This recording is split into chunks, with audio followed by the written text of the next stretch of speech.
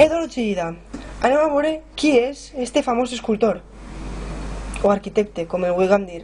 Vale, anem a veure qui és. El seu nom complet era Eduardo Chillida Juantegui. Va néixer a Sant Sebastià, País Basc, el 10 de gener de 1924 i va morir el 9 d'agost de 2002.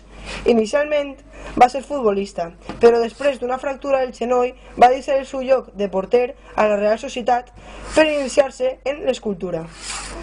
Va iniciar-se en el món de l'art el 1942 amb uns estudis d'arquitectura que va abandonar per dedicar-se al dibuix, que també va deixar i va iniciar-se en el món de l'escultura en una acadèmia d'art. Va mudar-se a la ciutat de París per conèixer els moviments artístics de la capital francesa i va debutar amb una exposició de les Miles Blues el 1950. Allà va relacionar-se amb diversos autors com Eusebio Sempere i Pablo Picasso. Impressionat per l'escultura grega, va iniciar els seus treballs amb el guix per passar després al ferro, el seu material preferit, i el seu talent ben aviat fou reconegut. Una gran part de la producció artística d'Eduardo Chillida està constituïda per obres monumentals distingides a espais públics.